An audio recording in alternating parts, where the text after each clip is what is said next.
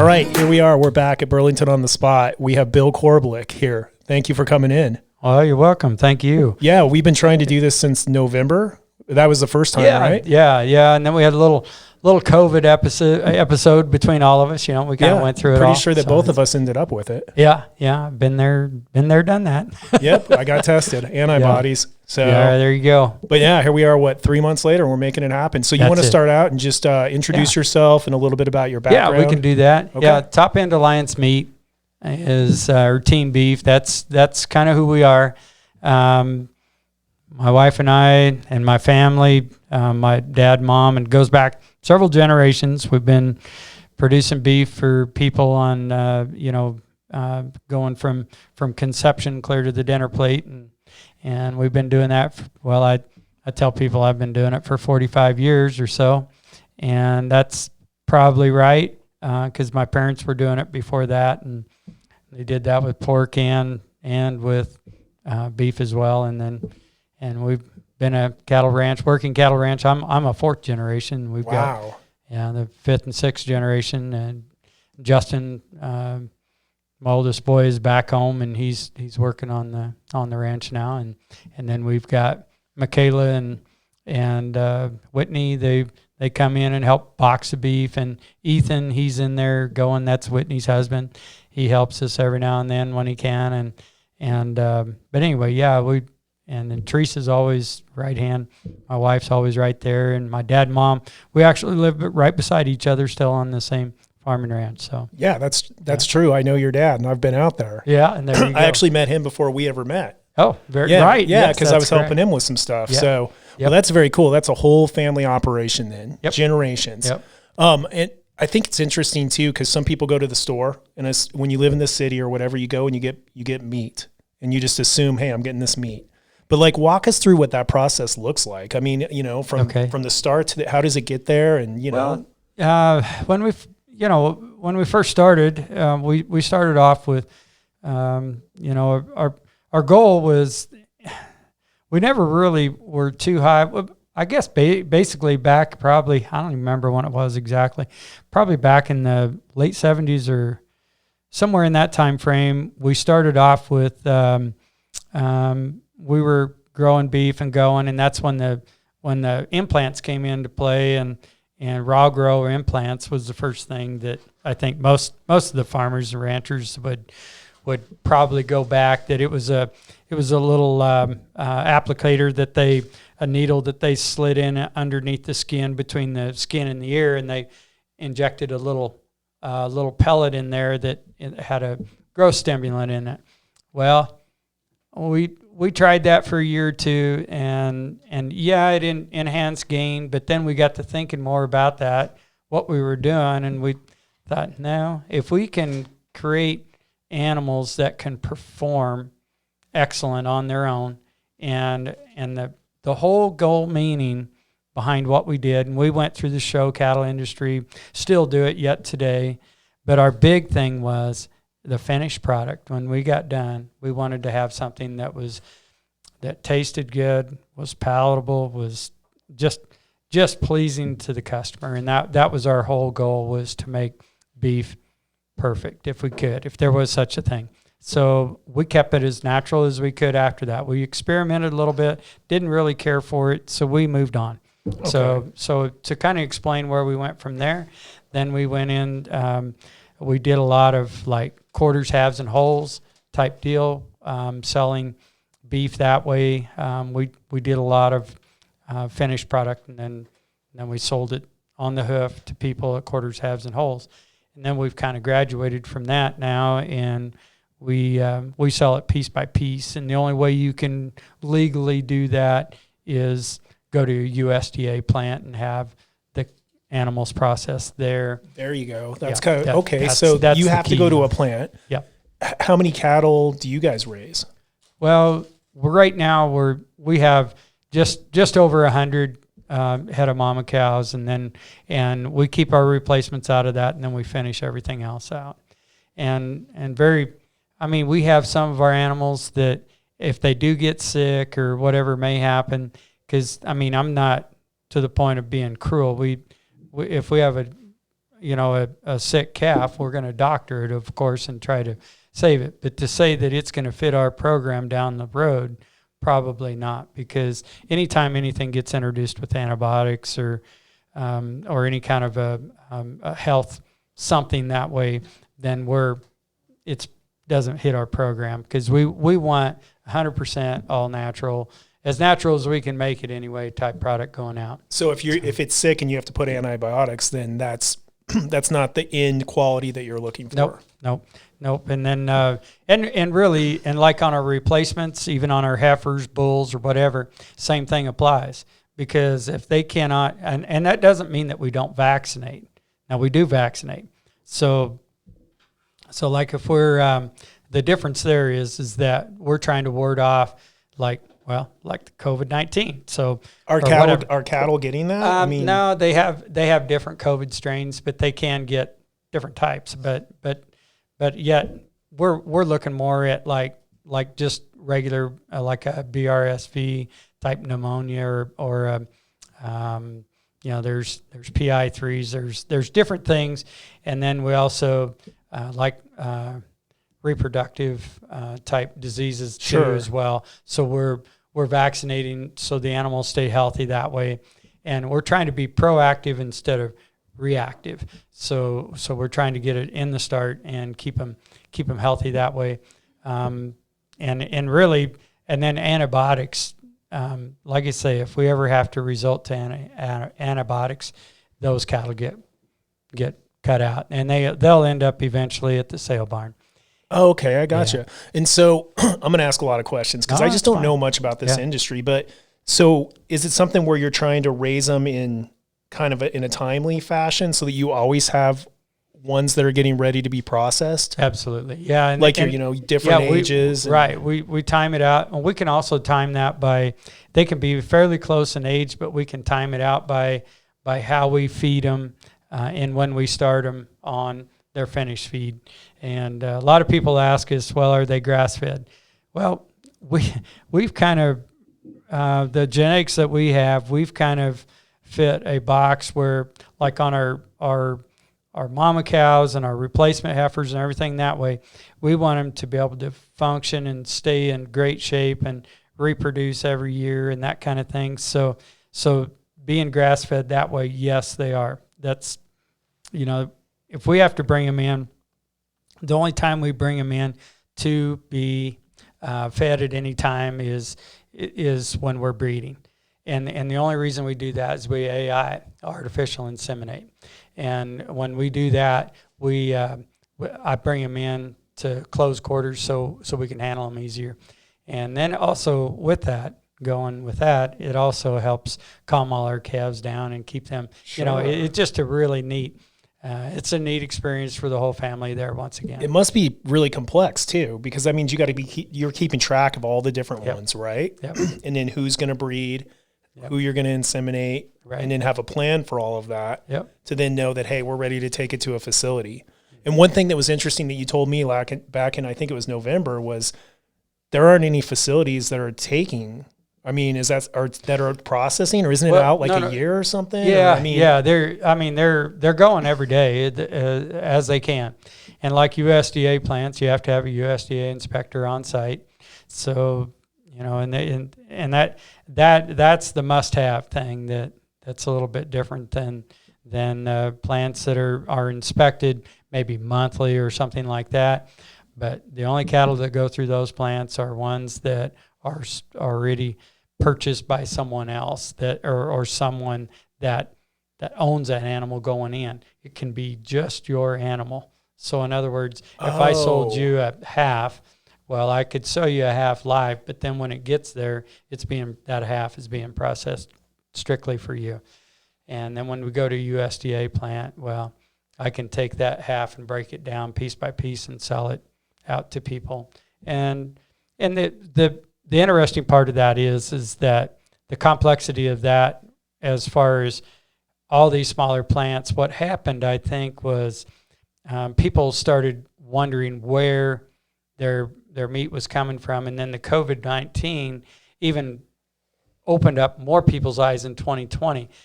because the bigger processing plants, what happened is once the people started contracting the disease within the plant itself, and they had to close down. Well, that when that happens, well, it ends up being a situation where they have to go in and sterilize everything. Well, it's awfully hard if you have freezers running, and the colder it gets, the longer the virus can stay alive in. So if you're messing around in a freezer, well, it can stay alive in there a long time. Right, because heat is one of the things that it doesn't do well with. Right, yeah. So if you boil it out, I mean, it's like anything. And that's where one of the beauties, and we're all over the board on this. I mean, there's so many things we want to discuss, but one of the beauties of that, even with meat, you take it up to 165 degrees, well, you kill all the viruses, all the different things that could hurt you.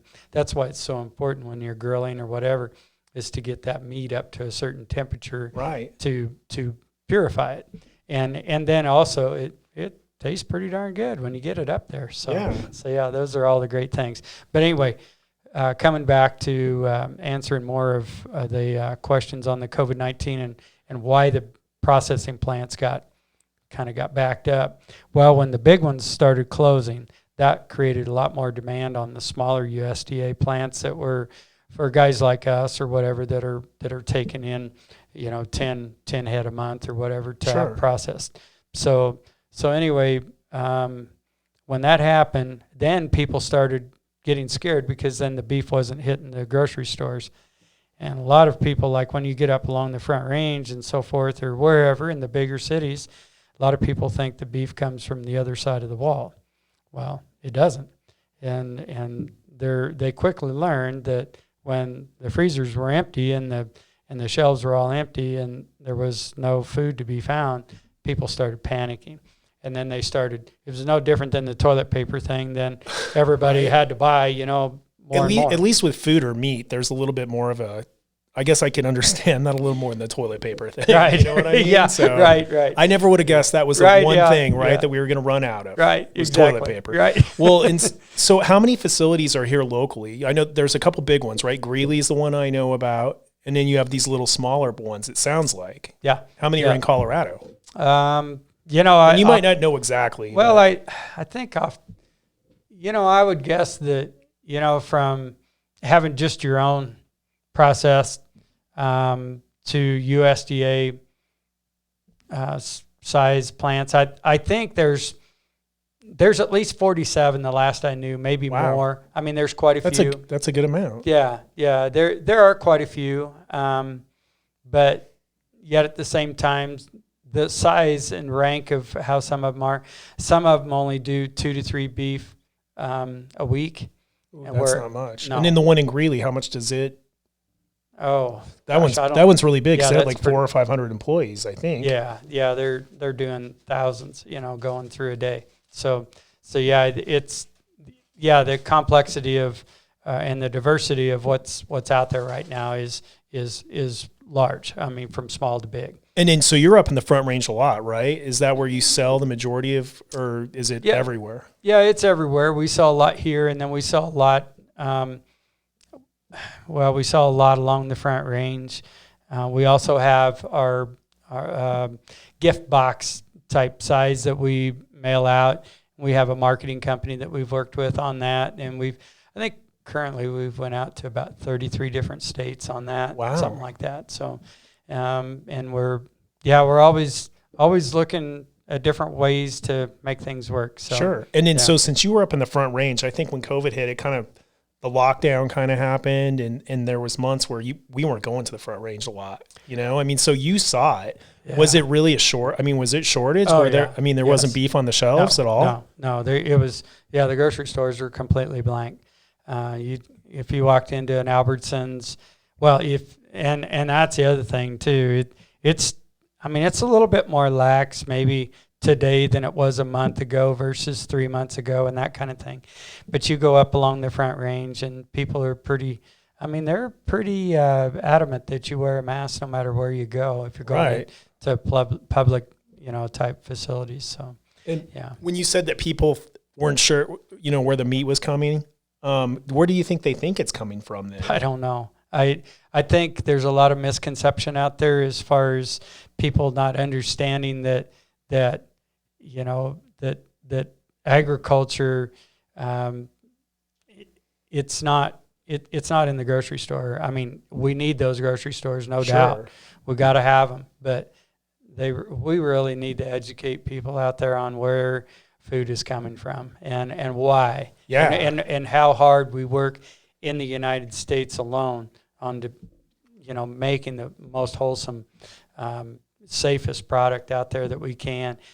You go to a lot of countries, and I'm not going to pick out a lot, single out different countries, but you go to third world type, and they don't have any regulations to speak of, and yet somehow or another, and this is one of the things I'm a little bit nervous about in our own country, that everybody is worried about where their food's coming from anymore, but yet it seems like when it comes down to the almighty dollar, it has more power than what our health does. And by that, what I mean is when you get into the processing side, and some of these big plants, they pull in beef from other countries, and it might be hanging when it comes in. By that I mean it might be a half hanging or quartered out, so the trucks are packed tight, or however that comes in,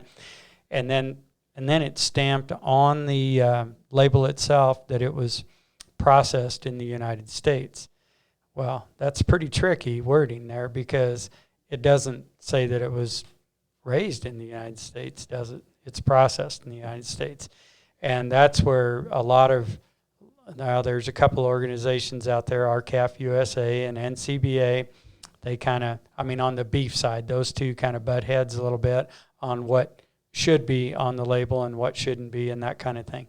Well, there's a lot of impact on that, and part of the reason is on whether it is our own food safety here. I think we really need to pay attention to a lot of that when we bring beef in from other countries, for sure.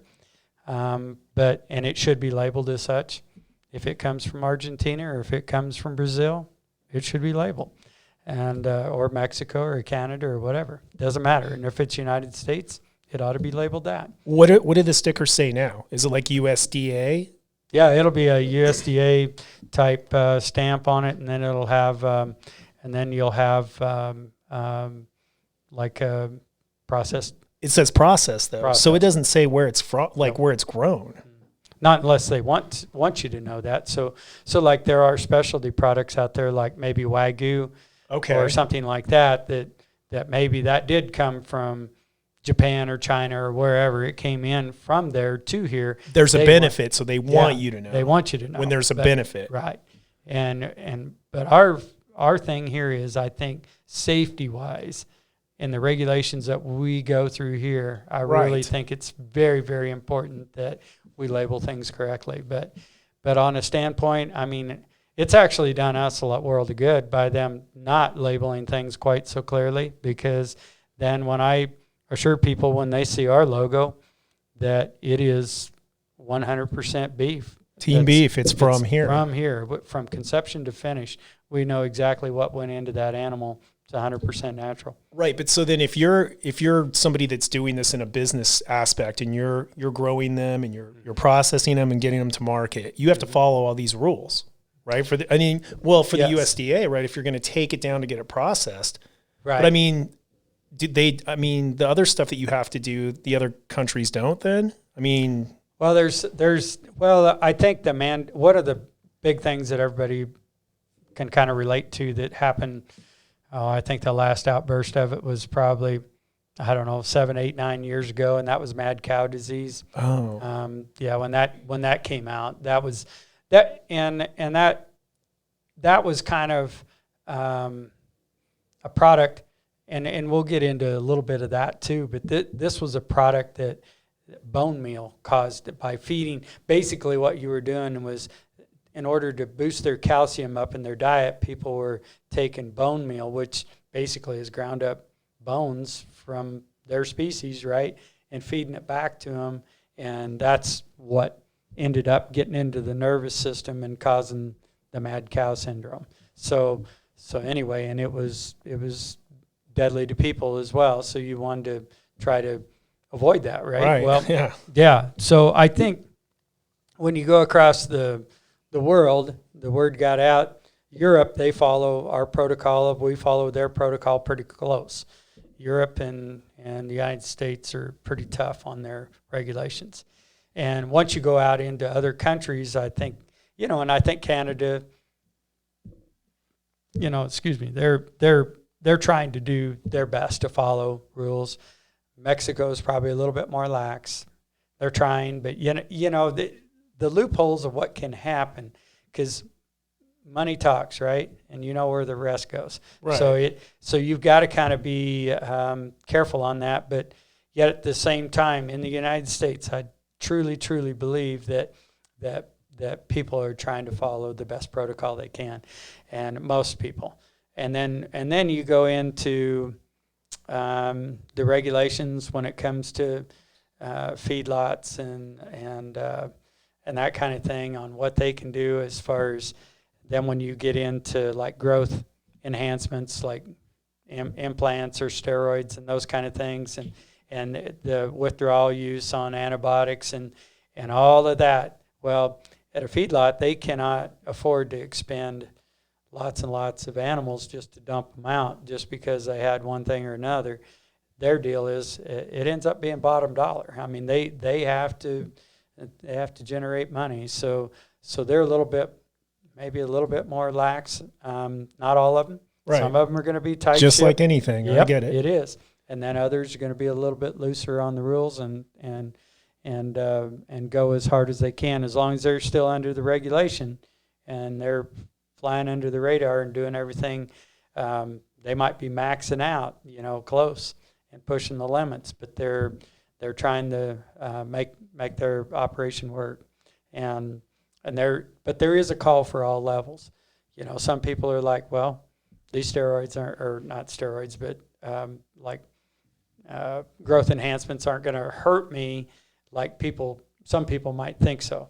And they may say, well, that's just a fad or whatever. And I'm like, well, it might have affected me because I didn't grow very tall. I don't know. Maybe I didn't have the right growth enhancements. But anyway. You needed those, huh? Yeah, I needed those, and I didn't get them. But at the same time, we try to run really clean, lean and clean that way, but yet we take all our cattle to prime. So what does that mean? Well, what that means is there's different standards, and by that standard is the bottom. That'd be like no marbling, no just lean carcass, and then you have select, which select has some marbling and then there's three divisions. There's low, medium, and high, and then you go into choice, and then you have low choice, medium choice, and high choice, and then beyond that you go into low prime and high prime. And what's marbling? Marbling is like all the flecks that the little fat tissue that you see in the meat itself. So when you pull out a ribeye or you pull out a New York, you see all those little white flecks in there. Mm-hmm. Well, those little fleck marks in there, if they're and you're graded on quality of how those flecks, because you don't want white or like globby fat particles all over it. You want it well balanced going through it. So and that's why like Wagyu meat has got lots of marbling in it a lot of times because that's genetics, but it takes a long time for Wagyu to get to where you want it. I mean and on our animals we I don't know if you want to know the genetics on them and that kind of thing, but we've kind of played around with our genetics. We use a Key Angus base, and we've bred Chianina since the 1970s, and we've kind of mixed it with. Well, we tried years ago. We tried it with Simmental. That was a giant beast, if you will. That was when cattle were huge. I mean, today they're big, but big in their own right. It's designed a little different, and genetically we've just learned to control our calving ease to whatever, and we use the chianina primarily to knock the fat off the outside. So in other words, they're not globby fat on the outside, but hold the marbling on the inside. And then we use the Angus to keep that marbling in there as well. And between the two we use some really low percentage semis and low percentage main Anjou as well in our bloodlines. But everything is definitely 100% hand selected for finished product. Yeah, no, that's so interesting too, because growing up in Littleton, you know, I'm not out here, and I would see that at the store. You'd see like Choice, Select, all those things, right? Yes. And I just had no idea that's.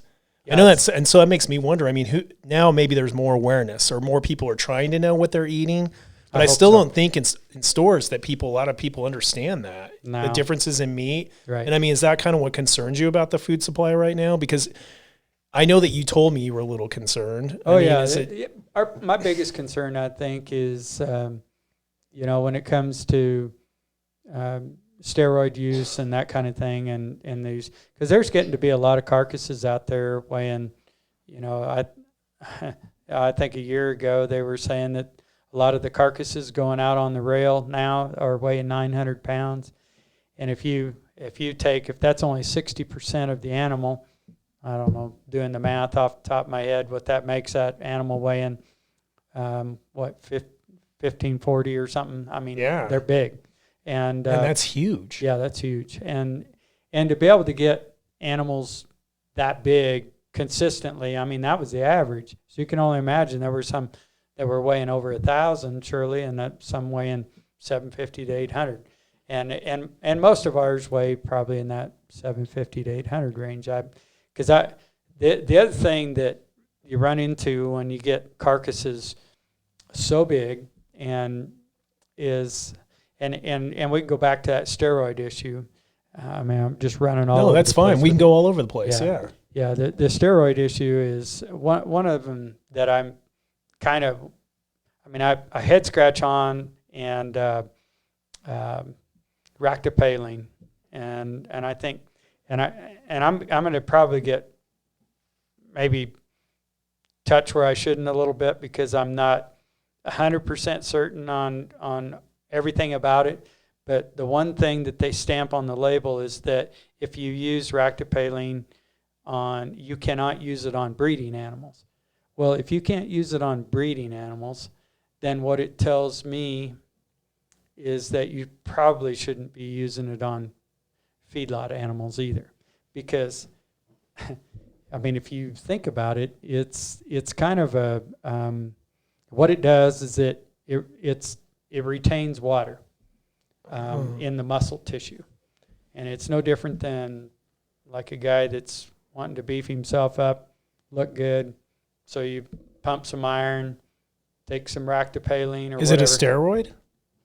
It's growth that, and I mean, well, they say it's not a steroid, but they're going to have to convince me, I guess, because anytime that you can take an animal within 3 weeks' time and add 10 to 15% of their body weight in 3 weeks. So in other words, if they're weighing 1,200 pounds, you can put 120 pounds on them in 3 weeks. That's pretty fast. That's pretty fast, yeah. And you're worried about side effects for the consumer? Is that, or we just don't know? Well, I don't know about that. I'm not going to get into that part of it because I don't know. But the one thing that I do know is that the reason that the packing industry okayed this, and I'm not a fan of it, but they okayed it, was when you actually harvested the animal and then you had your carcass left. Well, there's a certain amount of bleed out in that time, but with the way this works, that the platelets and everything, it trapped all that moisture and held it within the carcass, so the packing plant didn't lose anything. Oh. So if you've ever... It comes down to money, basically. Well, sure it does. Yeah, and if you've ever seen drumsticks on chickens, and you take all natural drumsticks, which are nice size, but then you take these ones that are coming in there that are just huge. I'd like to use a drumstick, or you can use a hamburger or whatever. Hamburger's you can't really use it because they can add fat to it and everything else. Let's use a drumstick off a chicken. And if it's fed this same product and you throw that chicken in the frying pan, it started out this big around. By the time you get done, it's this big around. Okay. And you wonder what happened. Well, all that water weight. Yeah. It No evaporated. kidding, huh? Yeah, you lost it. So anyway, those are the kind of things. And then they wonder why all natural cattle or all natural chickens or all natural anything is a little bit more expensive. But is it really? When you get right down to it, is it really? I don't know that it really is. And then how much healthier is it for you? I'll let you be the judge on that one. But I'm thinking that most of that is very, very healthy. If you keep away from it and you try to do the best vitamins and minerals. Because, my wife is a health coach, and many of you guys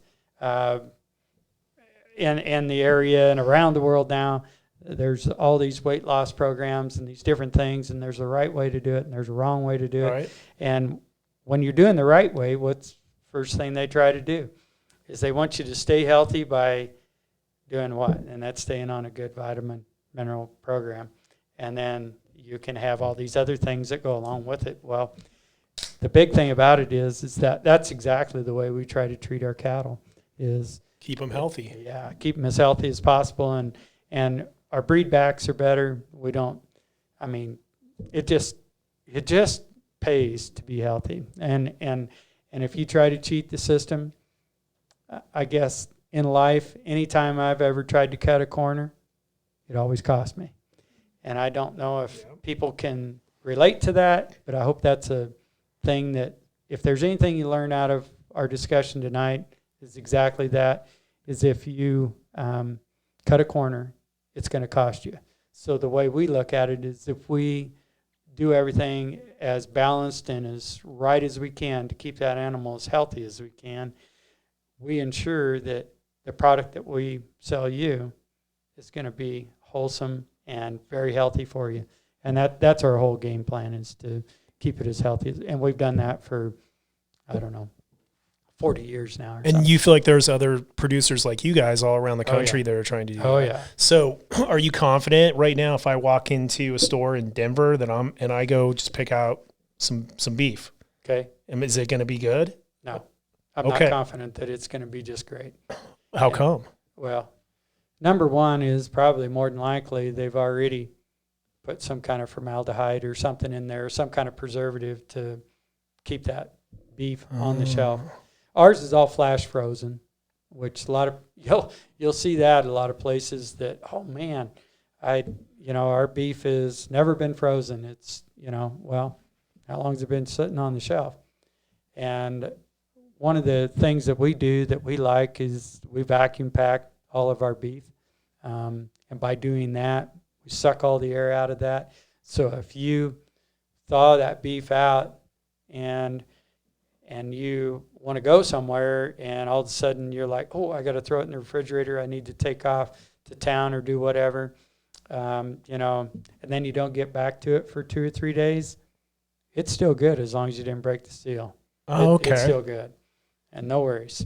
But if you take a product that is wrapped in cellophane and is sitting there on the shelf, and if you try to do that with all natural beef, it'll be bad in about 4 days. But they can hold it in the grocery store for how long?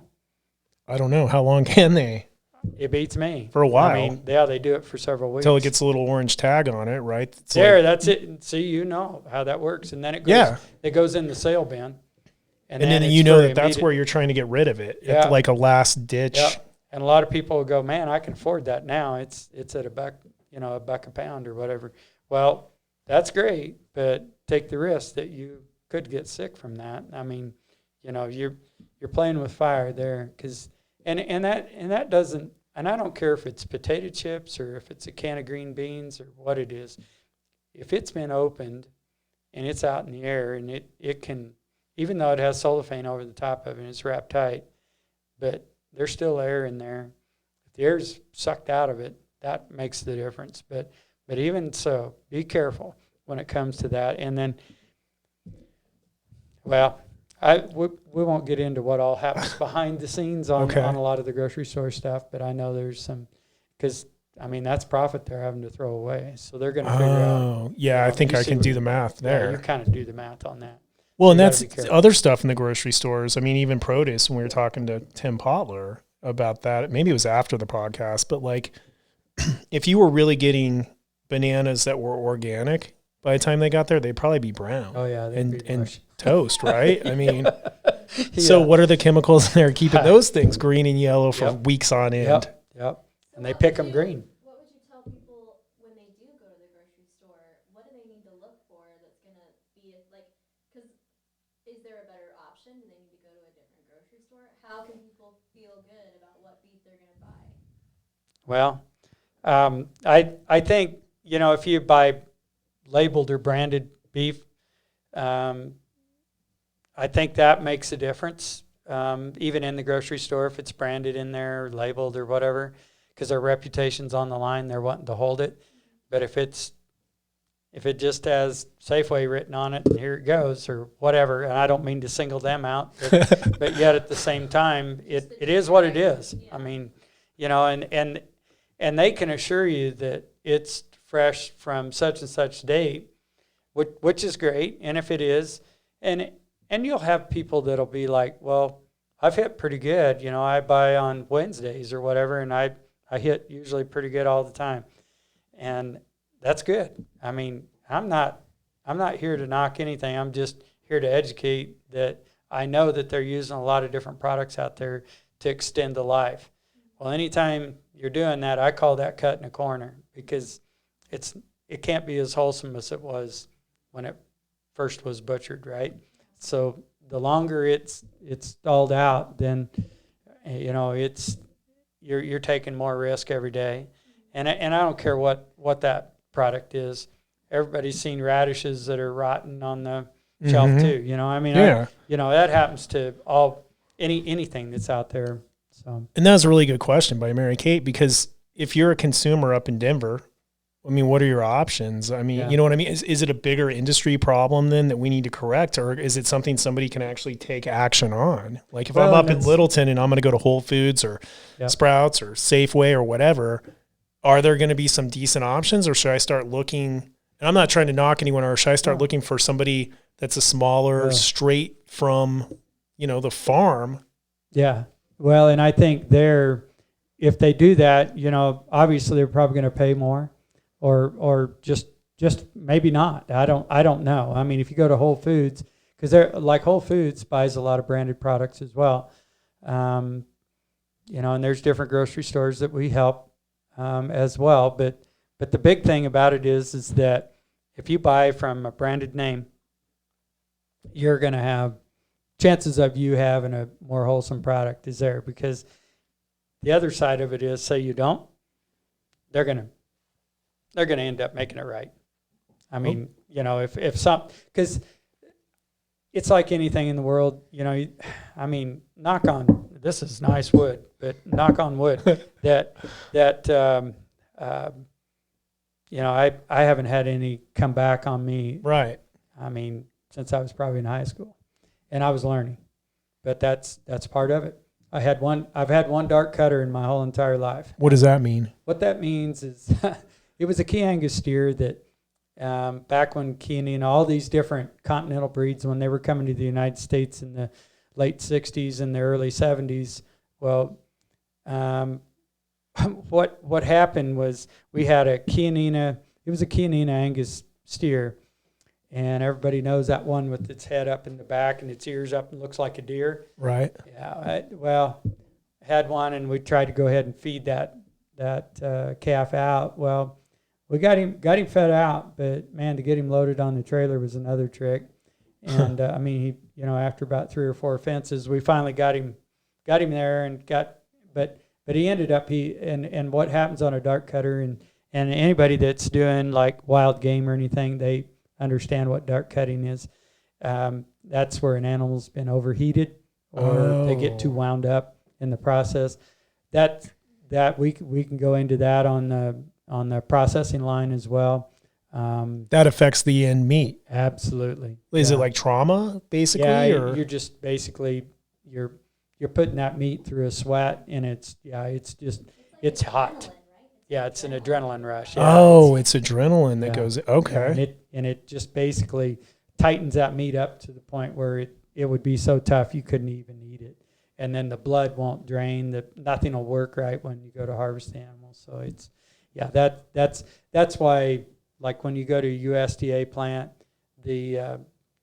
that's probably the biggest thing that they watch is that animal's treated humanely coming into the what they call the knock box. That animal is treated with care coming in there, because that is so important to know that animal was taken care of right to the end, and that's the way we treat them. And I know there's a lot of people that think, well, oh man, how can you do that to beef?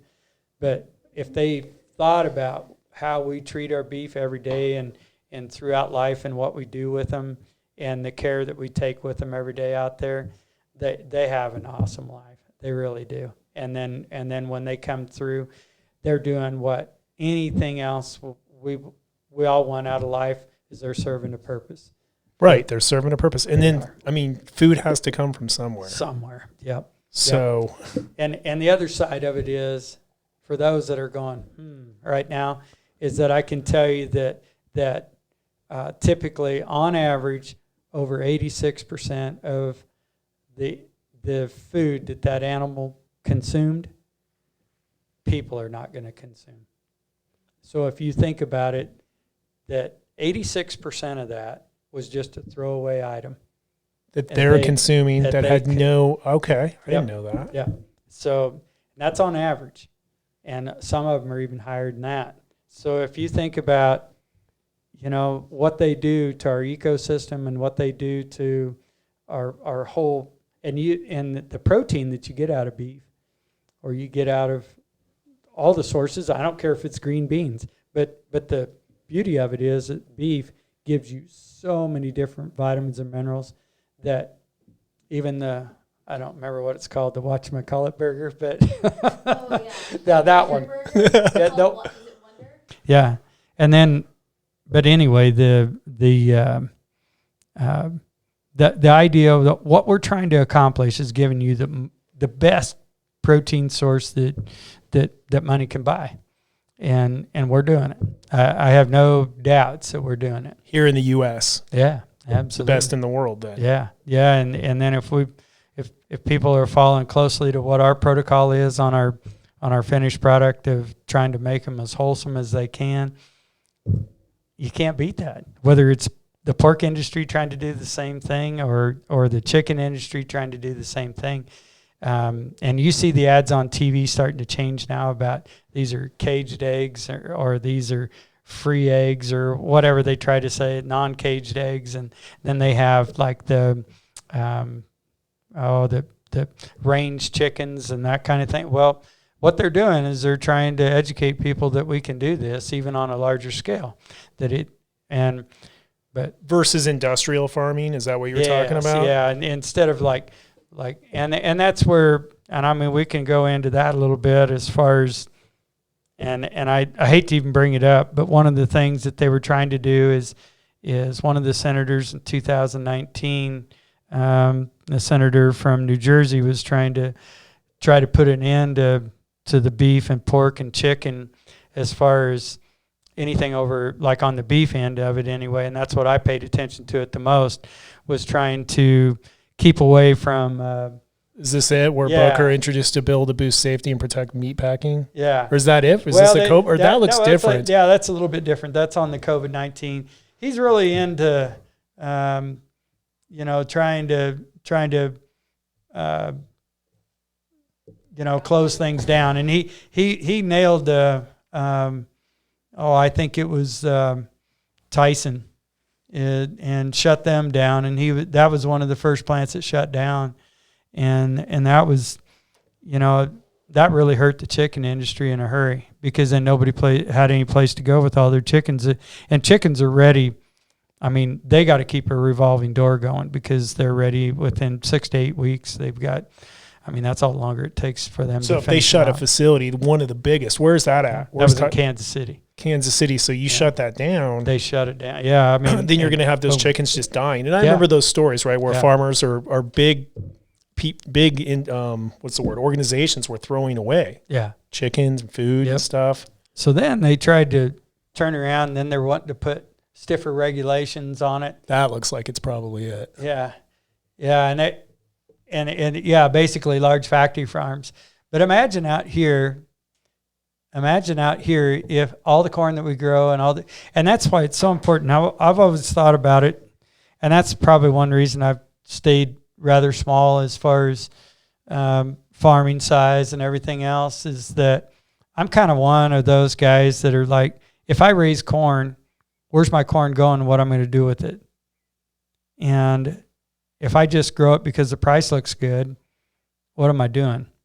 I might be hurting the next guy. I don't know if I overgrow it. So my theory behind it is that I always want to know where my end product's going and what I'm doing in the United States. So that so having regulations even on these big guys, because their objective is like the big feedlots around. Their objective is to feed the vast majority of the people in the area, you know, and then they have certain pins in there, I know, that are going to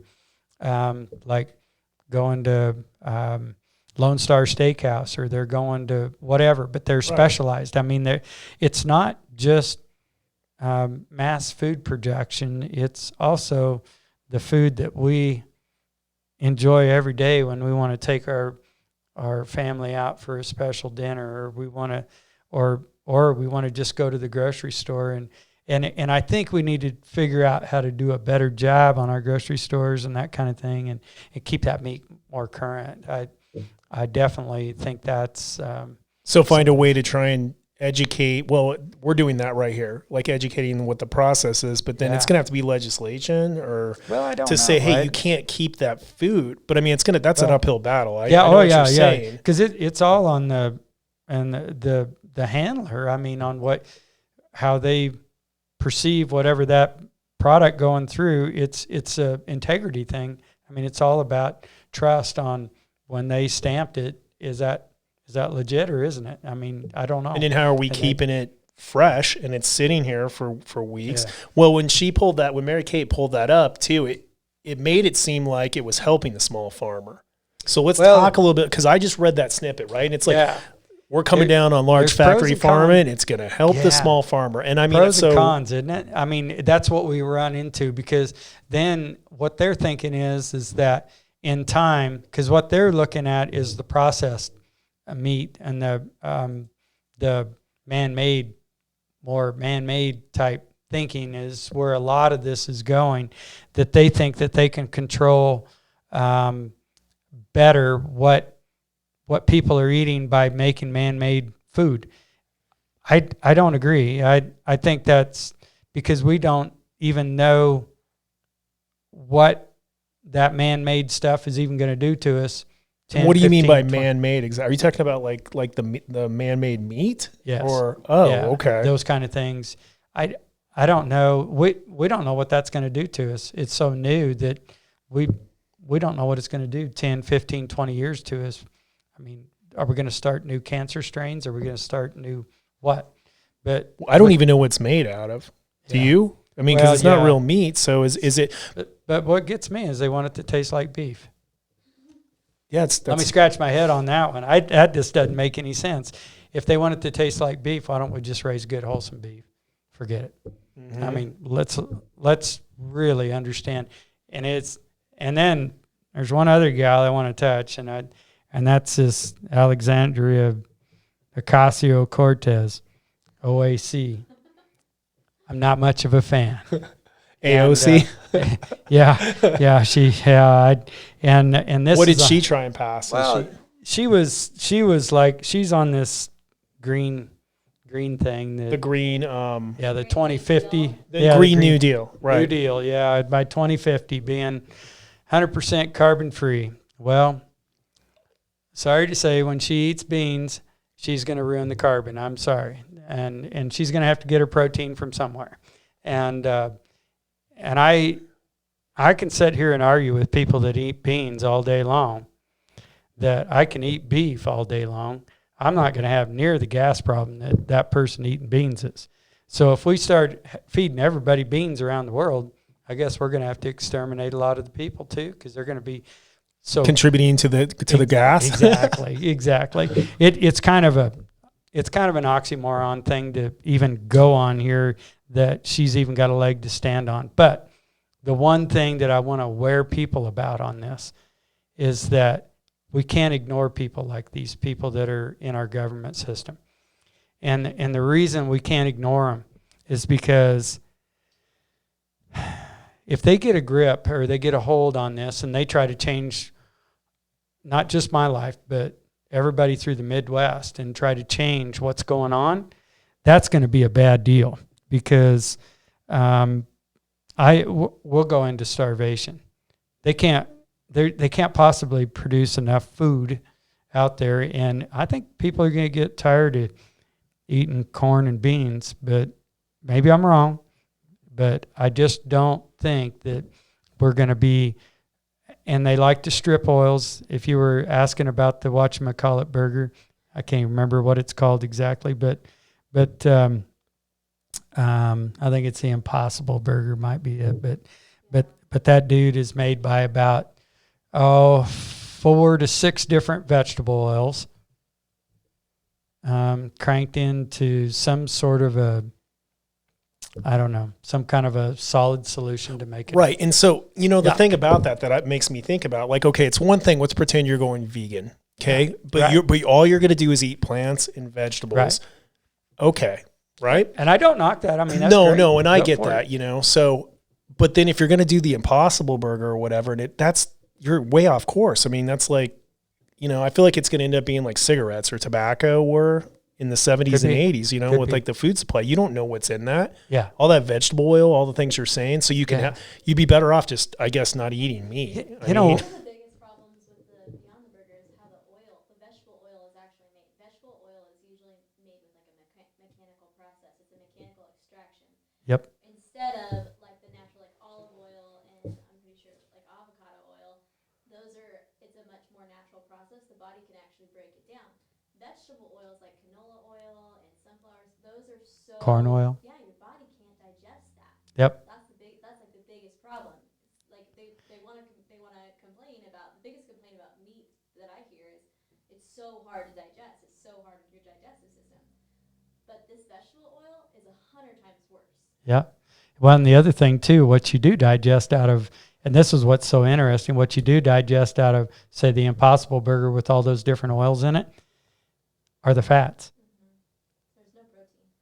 Well, it's supposed to be in there. That's what they've cranked in, because they're putting a lot of beans and different things to give it that texture, right? Sure.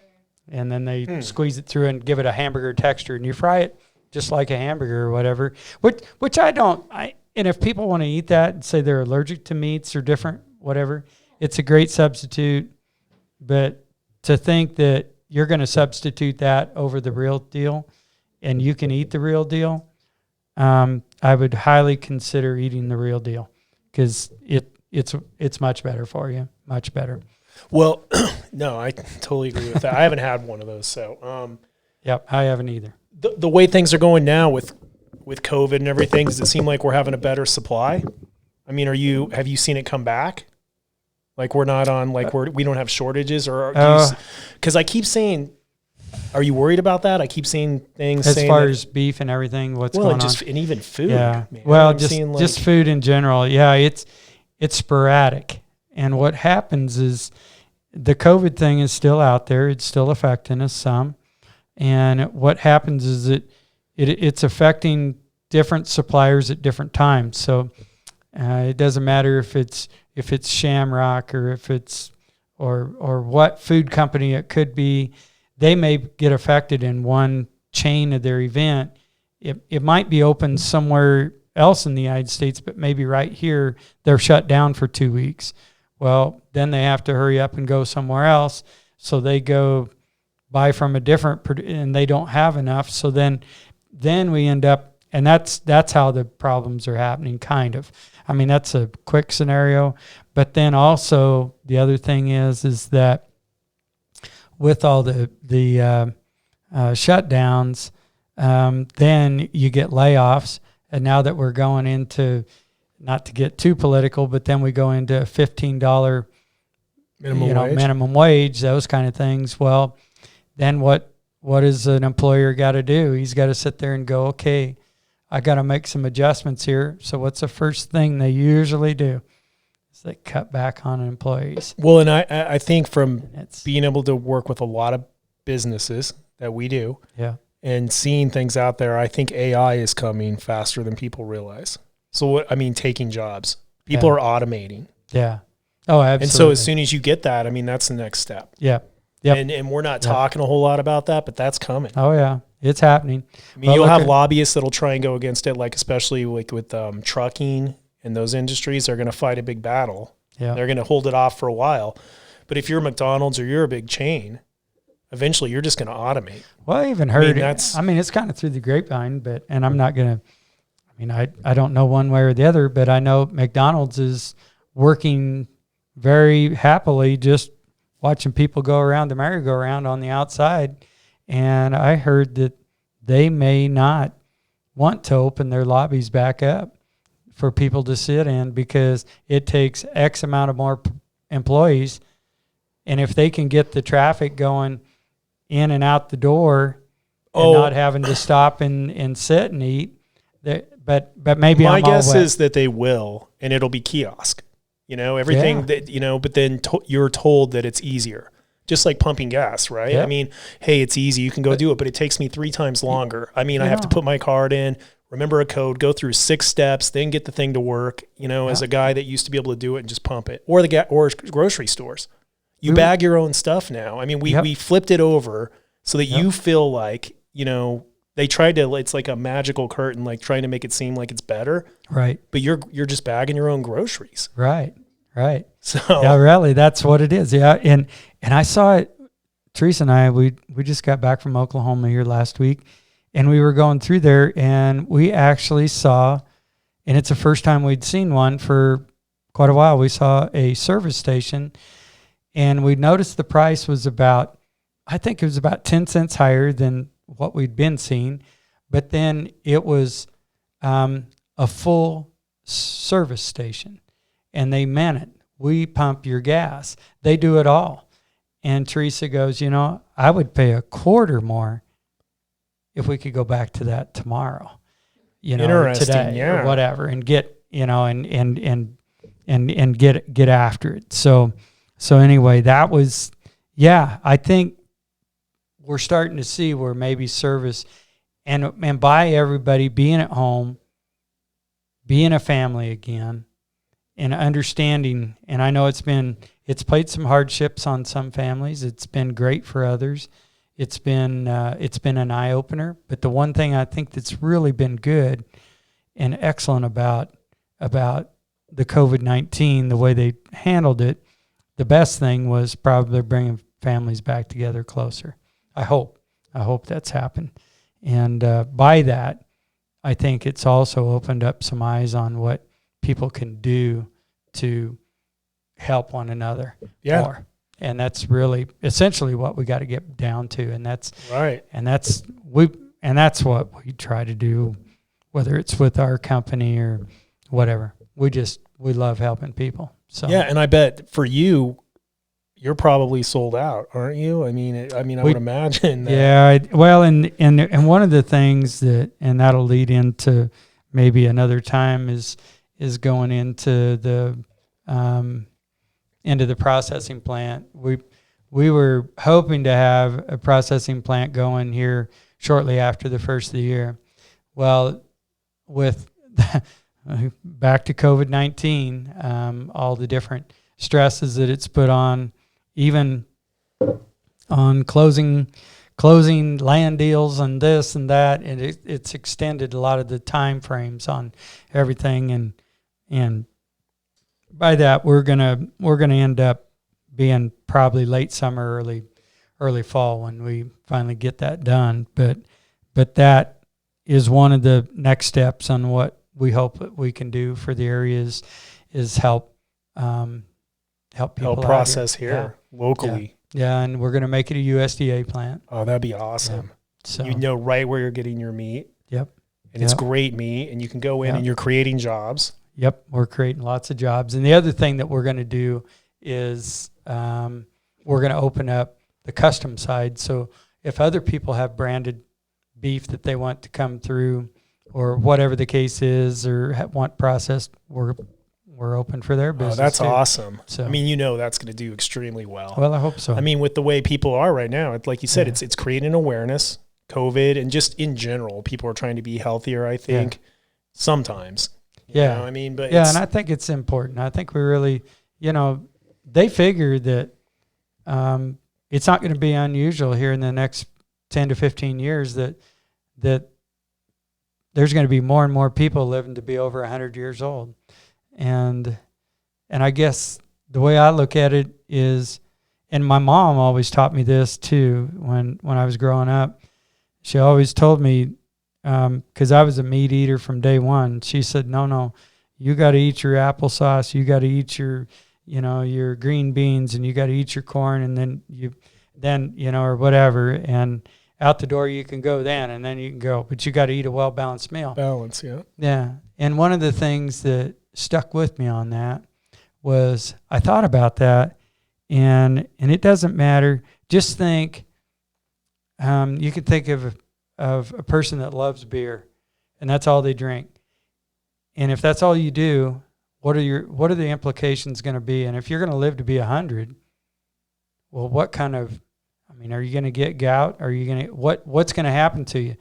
But and then where I'm going to go with this, remember beer, and then I'm going to say, okay, now if you eat beef all the time, and that's all you eat, what's going to happen to you? If you eat beans, and I want you to think about that one. If you eat beans and you go all the time, what's going to happen to you?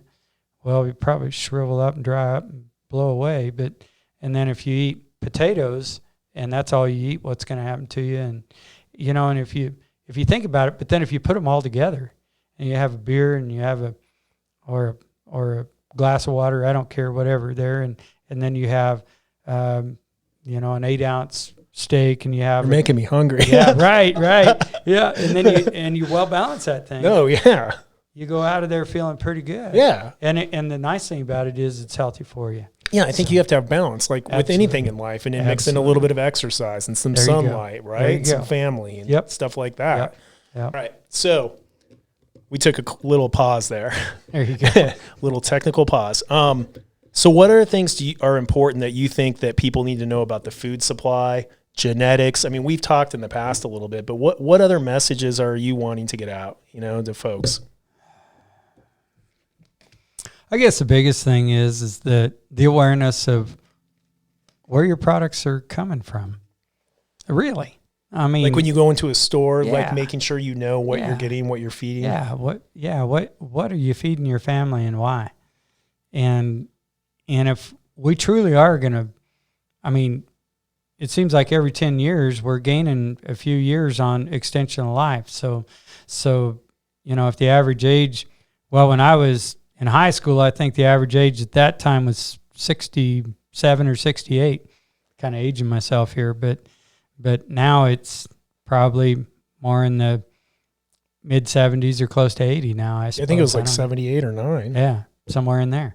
So we've, in a few decades, we've gained another 10 years. So if we continue to do that, I guess the quality of life that we live, and it doesn't mean that you aren't going to get exhausted and you aren't going to want to retire when you're, in your 60s, 70s, or whatever.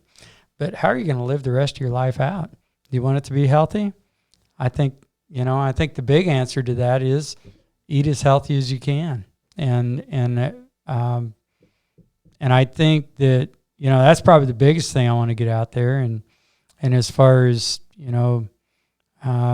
I'm not sure where you're driving at on the genetics question that you're asking me.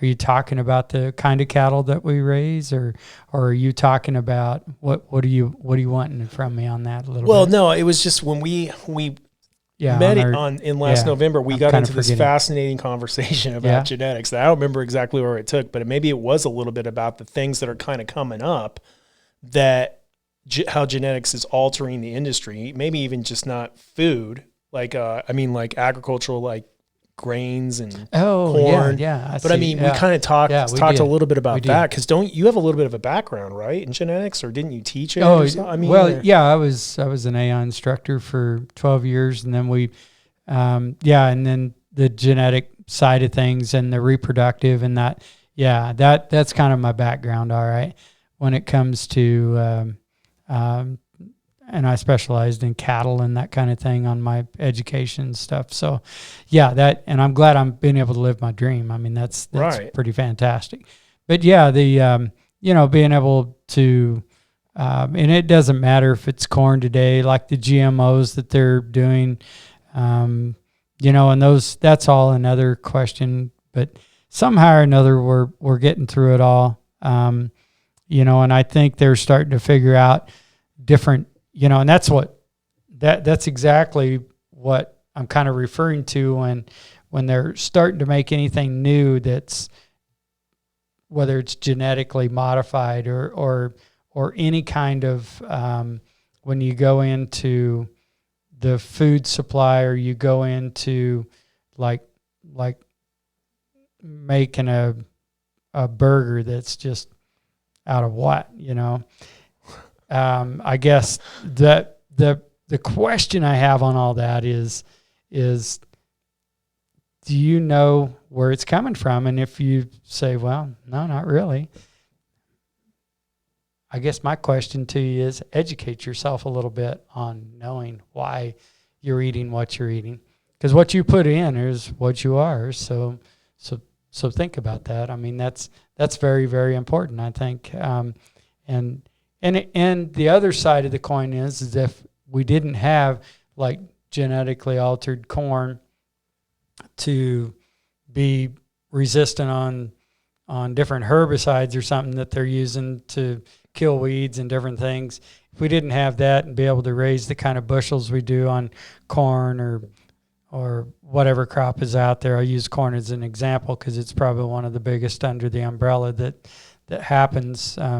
Because that's the one, just for you buffs out there, like trivia, corn is the only vegetable, I think, that is grown in all 50 states. Huh. So there's something for trivia. Yeah, we can look that up and see if that's real. You can look and see that if that's right. I mean, besides a homegrown little garden or something, but I think on regular production. But I mean, you're a proponent of using genetics and science to help further cattle and beef, and I mean, so there have been good things that have definitely come out of that, right? I went through embryo transplant school, and I went through all that, and then when they got into cloning and stuff, that's what we were talking about. Yeah, we were talking about cloning. There you go. No, that's what it was. We got into that. That's what it was. You triggered it. Yeah, I started to scratch my head when I started getting into that, because I was like, why are we doing this? I mean, no, because it was fascinating. We started going down that path of talk. I mean, is that going on? I mean, cloning? Oh yeah, cloning's going on. It has been in the animal world for a long time now. But my question to all those people out there that are cloning is why? Yeah, why not just grow, right? Well, the thing about it is, I mean, we've cloned this plastic bottle over and over and over and over, and we know it works. But we stopped the daydreamer from thinking about, can we make something better? Oh, I see what you're saying. If you're doing the same thing over. Yeah. So, I mean, really quick, how does that work with cloning? I mean, what's the benefit to cloning? If you feel like you have a superior product, okay, and you're ahead of the rest, those guys think that cloning's all right. Or if they have, like in the show industry, you end up with a bull that has just hit it out of the lights and then he dies. Well, you want a clone that take his place. How do you clone? How does that work? It's just basically you are finding the DNA and splitting the genes and looking doing at the all sequence and being able to just rehash it and redo it. So it's not. I mean, I got out. I didn't want. That's when I decided, nope. I like the idea of if we're perfecting something and we're going to try to improve it, and that's the one thing with cloning, you can't do that. You can't use the word improve because you're done. That's it. That's it. That's all you can do. The only other thing you could do is the only other way you could maybe use cloning and perfect it is you could turn around and use different, like if you had a female here or something that was cloned, you could use different sires to find the one that worked the best maybe in time. But yet at the same time, I think that the good old God's plan here is better because we wouldn't have been able to advance technology as fast as we have if it hadn't have been for turning around and really putting together the advancements of being able to break down the different genetic things, and you can break anything down and study it long enough, from like on cattle, from back fat to intermuscular fat to reproductivity to weaning weights to yearling weights to, sky's the limit. You can just keep going and going. Maternal cavities or whatever. And so now today, what we've perfected that we had, when we were back in the 70s and 80s and we were bringing all these continental breeds in, and these are the extreme breeds from Limousine, Simmental, Chianina, all the big breeds, Charolais, all these coming in and putting them on like the European breeds of Angus cattle or Hereford cattle, the smaller.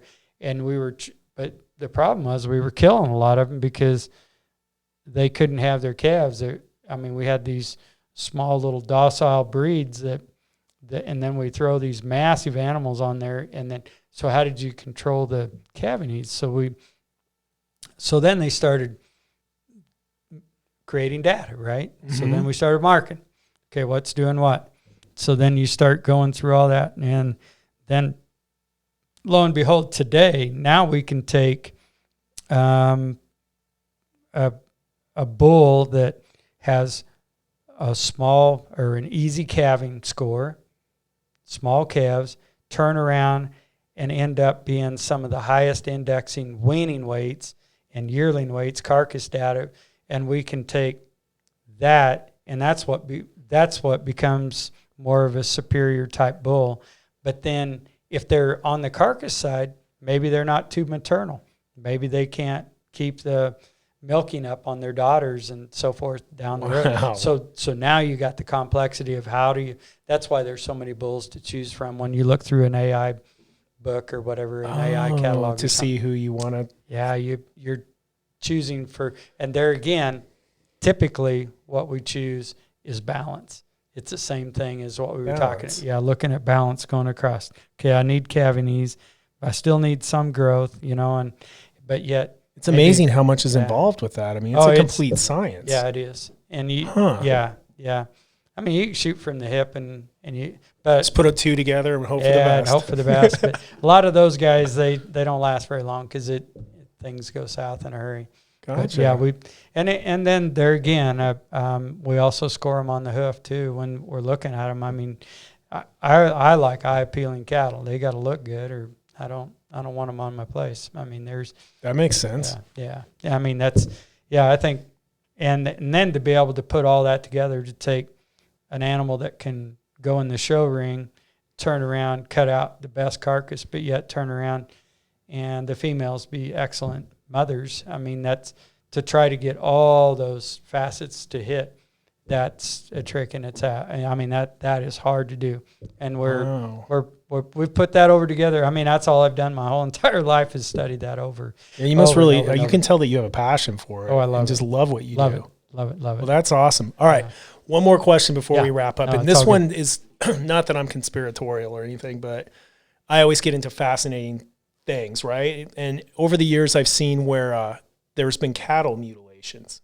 Have you ever seen that? Do you know what I'm talking about Yeah. with that? Do you have any idea or any thoughts on that? Why people do that? Yeah, or if you see where there's like mutilations and they're like, well, it's UFOs or it's something, or you just don't, like weird things that happen sometimes. Are you familiar with that at all, or maybe not?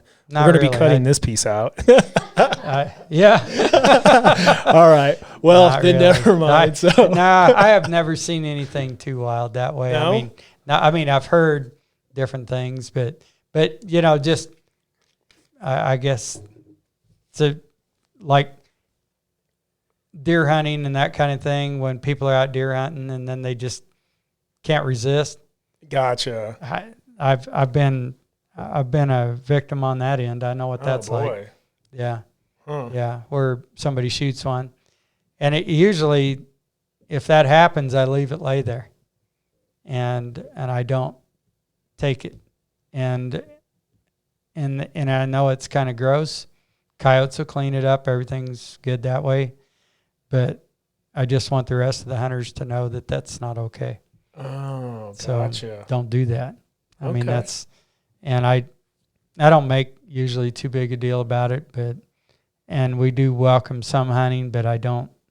In the deer hunting, I welcome more than probably anything because we have so many deer out on our place anymore. But as far as pheasant hunting and that kind of thing, man, we're trying to get the flocks back like they were, but It seemed like there was a lot a couple of years ago when I was out looking at that. Oh man, nothing like when I was a kid though. Jeez, It was like a playground, huh? Yeah, and it was nothing to run into flocks of 80 or something, Wow. Nothing. They were everywhere.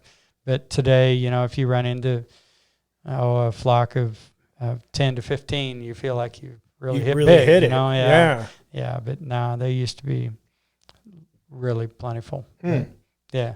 Well, thanks for coming in. I really appreciate it because I learned a lot. And then when things are kind of going further along with the processing plant, hopefully we can have you back. Oh, that'd be because I'd great. like to hear about that and really let people know about what's going on out here. Yeah. And the jobs and everything. Yeah. So maybe in the summer at some point. That'd be and then great. if anyone listening do you have a website you want to let people know about, or how do they reach out if they want to purchase from you guys, if it's possible? Yeah, the Top End Alliance meet. You can go, Facebook is, we have more fun on Facebook than we do our website. Our website, it's like anything. It's just harder to manage and keep up. And Facebook's kind of fun and just quick, and a lot of people respond on there and so forth. I've been kind of quiet because we kind of put our cattle on hold a little bit until we got our processing plant going, but we are going to have some beef, I think, available in June and July. And then I do have some available now, but